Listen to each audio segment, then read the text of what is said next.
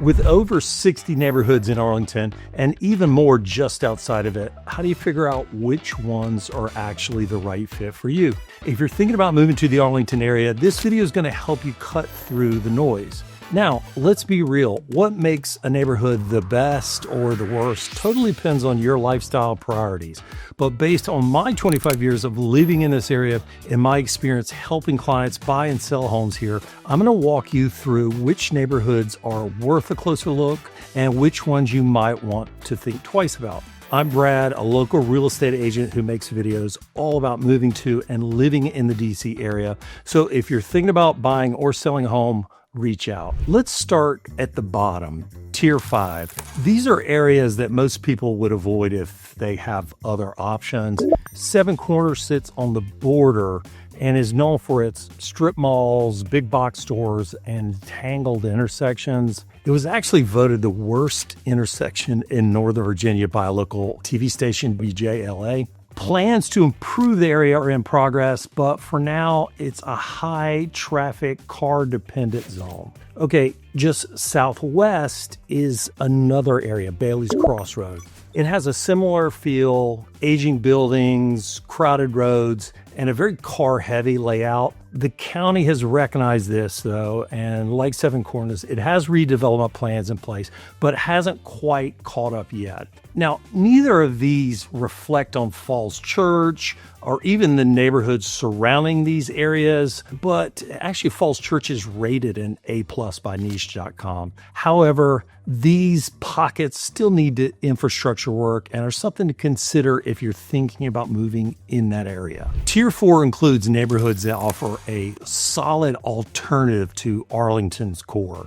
especially if you've been priced out of areas like Clarendon or Lyon Village. Shirlington is a walkable village-style area in South Arlington with cafes like Busboy and Poets, restaurants like Palette 22, a movie theater, and access to the 4 Mile Run Trail, which is quite popular. It's very dog-friendly thanks to Shirlington Dog Park. And I would say errands are easy to do on foot. Housing includes somewhat modern mid-rise condo buildings and brick front townhomes with a median price around $590,000. Fairlington, which is right next door, is quieter and filled with historic charm. You'll find 1940s colonial style townhomes and condos. Prices range from $500K to the low 800s. Now, there is no metro station nearby in either of these neighborhoods, and single-family homes are rare,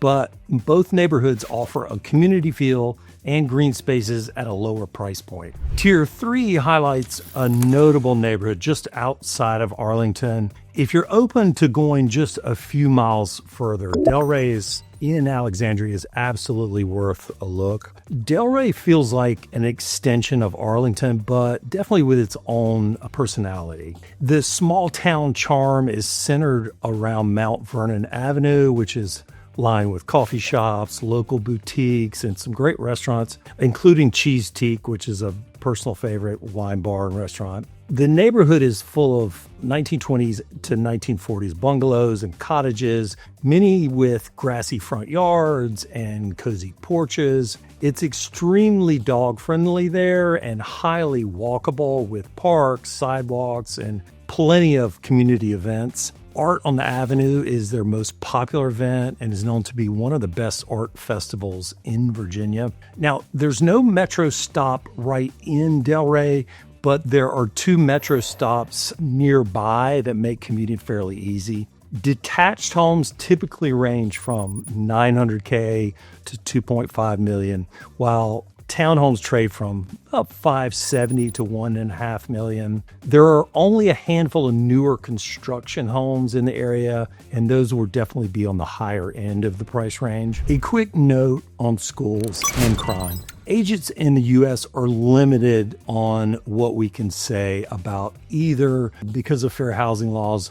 However, According to a couple of sources, Arlington's crime rates are lower both than the state average and the national average. All neighborhoods in any city vary, so many of my clients check sites like crimegrade.org for detailed crime maps. It's also very important to review the crime grade in your current location or your current neighborhood to get a baseline. Now, Arlington Public Schools are ranked number 2 in Virginia by niche, and many individual schools score well. For specifics, use tools like greatschools.org or Virginia's school report card to check which school zones a particular address is in. When I help clients relocate, I consistently hear how glad they are that we took the time up front to match them to the right neighborhood for them or the right city. So as we go through the list, start picturing which areas actually feel like a fit for you. Next is Tier 2.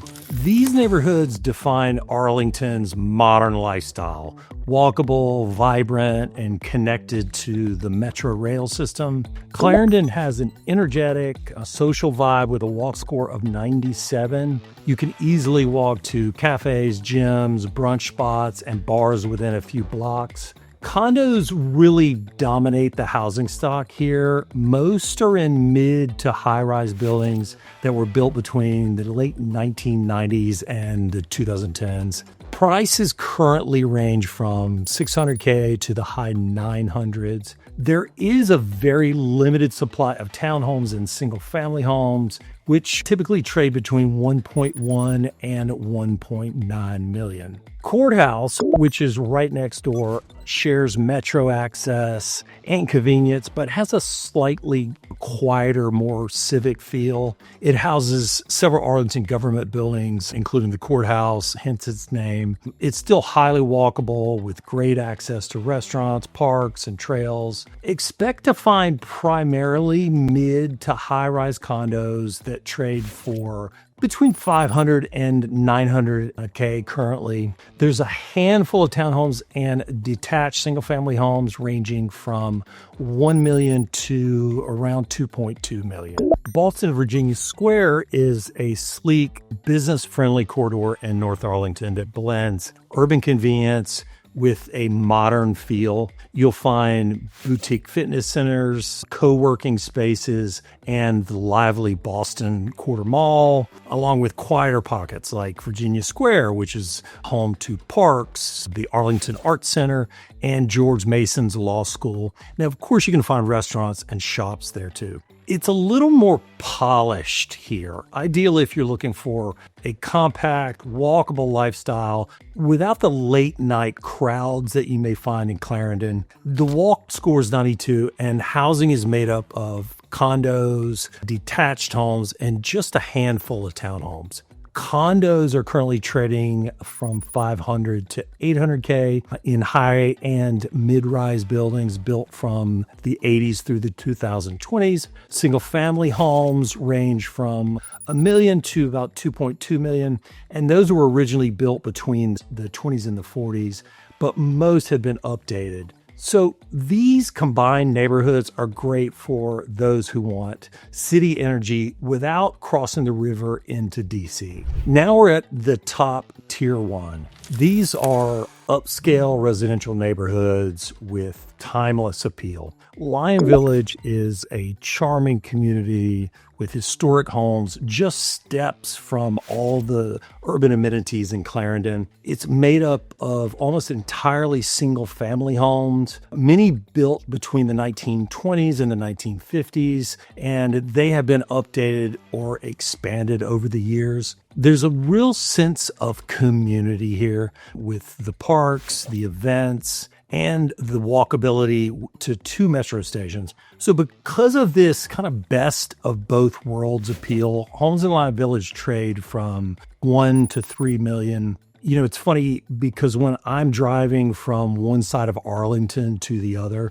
I like to take the scenic route through Lyon Village. It's just so charming. And then there's Country Club Hills, which is about 3 miles north of Ballston, and it's one of the most prestigious areas. So think quiet, winding streets, mature trees, and estate-style homes. The lots are larger here, larger for Arlington, 10,000 to 14,000 square feet typically. And where it's located, Country Club Hills is very car dependent, but it does offer privacy and elegance. Most homes were originally built between the 1930s and the 1960s, though many have been extensively renovated or torn down and replaced with larger custom builds, especially over the last 15, 20 years. They currently trade from 1.5 to 4.5 million, and you can find some new constructions. By the way, the golf course there is typically well maintained with fast greens, and I believe is one of the more underrated courses in the area. So that's a look at some of the best and worst neighborhoods in and around Arlington. Remember, what's best really depends on lifestyle, budget, day-to-day needs,